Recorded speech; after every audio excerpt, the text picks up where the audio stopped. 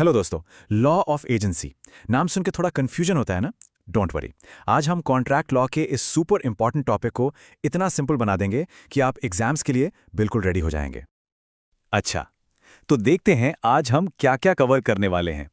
सबसे पहले हम समझेंगे कि भाई ये एजेंसी होती क्या चीज़ है, फिर ये बनती कैसे हैं, इसके रूल्स क्या हैं, मतलब एजेंट के पास क्या पावर्स हैं, उसके राइट्स और ड्यूटीज़ क्या हैं, और हाँ, एंड में एग्जाम्स के लिए जो सबसे इंपॉर्टेंट सेक्शंस हैं उनका एक क्विक रिकैप भी करेंगे।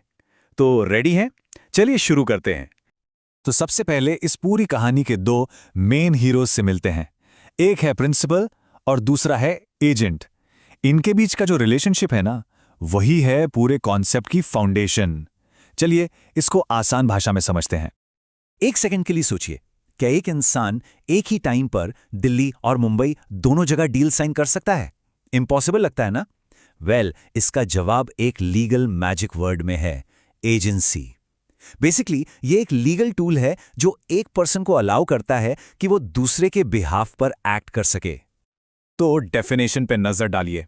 एजेंसी एक ऐसा रिलेशनशिप है जहां एक एजेंट को एम्प्लॉय किया जाता है प्रिंसिपल के लिए काम करने को।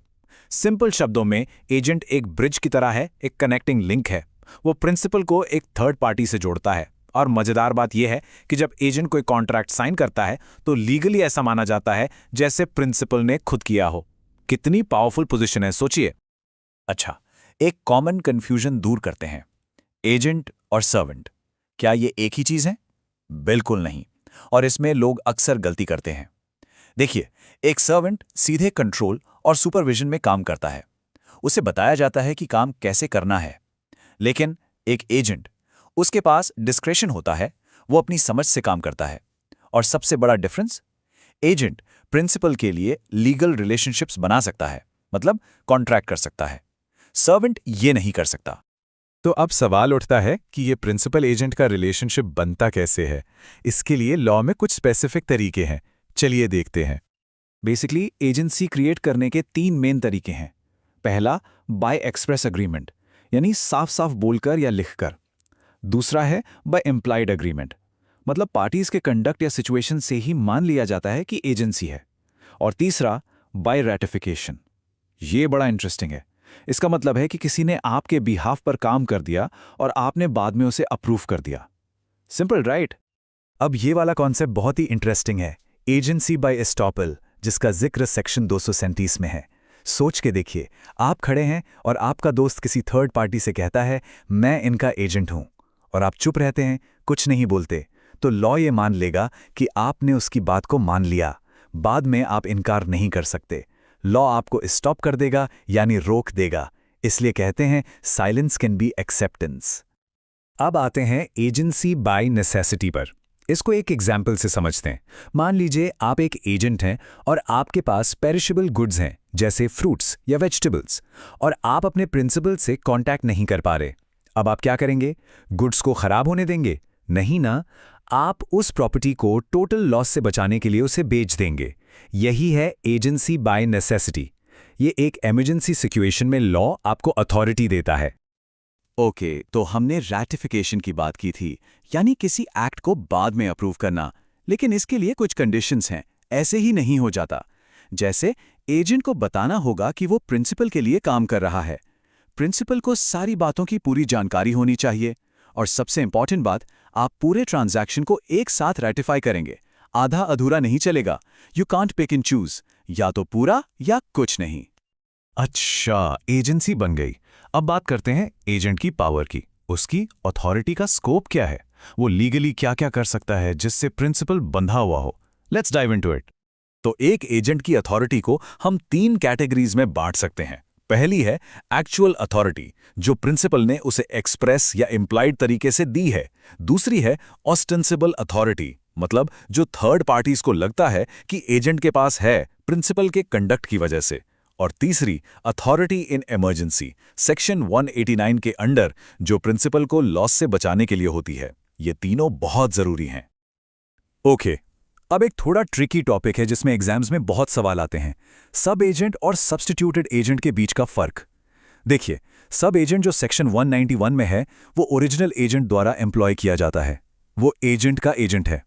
लेकिन सब्स्टिट्यूटेड एजेंट सेक्शन 194, वो ओरिजिनल एजेंट द्वारा नाम तो दिया जाता है पर वो सीधा प्रिंसिपल के लिए काम करता है। इसका मतलब क्या हुआ?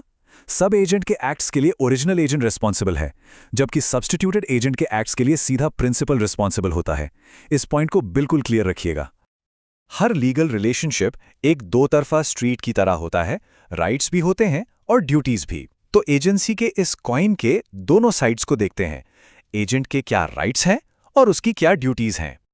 तो एजेंट के राइट्स की बात करें, सबसे पहले उसे अपने काम का पैसा मिलना चाहिए, यानी राइट टू रेम्युनरेशन, सेक्ट 219। फिर राइट ऑफ रिटेनर है, यानी वो प्रिंसिपल के पैसे से अपना ड्यू अमाउंट काट सकता है। एक और इंपॉर्टेंट राइट है राइट ऑफ लियन, सेक्ट 221, जिसमें वो प्रिंसिपल की प्रॉपर्टी को अपने पास रोक सकता है जब तक उसका पेमेंट ना हो जाए। और हां, अगर एजेंट को कोई लॉस होता है लॉफुल एक्ट करते हुए, तो प्रिंसिपल को उसे इंडेमनिफाई करना पड़ेगा। Fair enough, right? अब आते हैं ड्यूटीज पर।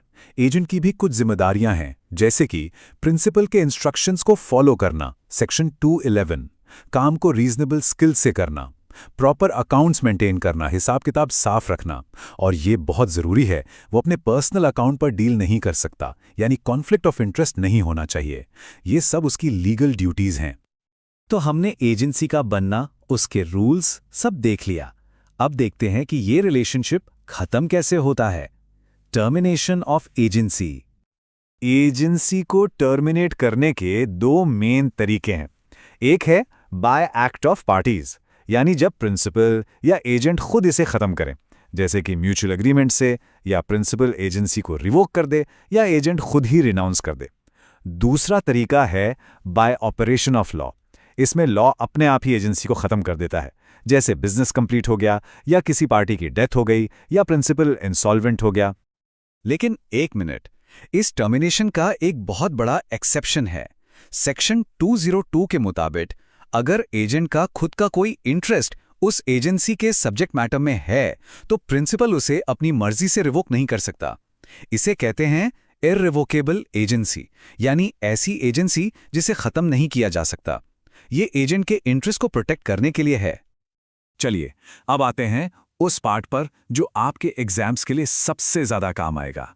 एक क्विक रिकैप सारे इंपॉर्टेंट सेक्शंस का। ये टेबल आपका चीट शीट है, इसको दिमाग में बैठा लीजिए। एजेंट और प्रिंसिपल की डेफिनेशन है सेक्शन 182 में, इमरजेंसी वाली अथॉरिटी सेक्शन 189, सब agent versus substituted agent section 191 से 195, और हां, इररिवोकेबल एजेंसी सेक्शन 202। ये बिल्कुल मत भूलना।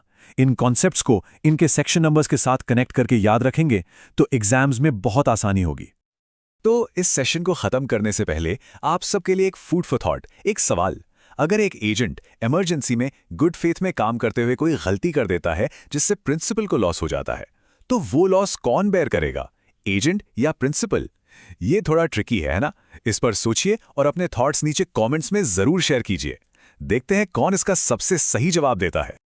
अगर आपको लॉ ऑफ एजेंसी का ये ब्रेकडाउन आसान और हेल्पफुल लगा, तो इस मेहनत के लिए एक लाइक तो बनता है। इसे अपने दोस्तों के साथ शेयर भी कीजिए, और आगे भी ऐसे ही लीगल टॉपिक्स को सिंपल तरीके से समझने के लिए चैनल को सब्सक्राइब करना मत भूलिएगा। आपका सपोर्ट हमारे लिए सब कुछ है। तो मिलते हैं अगले सेशन में एक नए टॉपिक के साथ। तब तक पढ़ते रहिए और सीखते रहिए।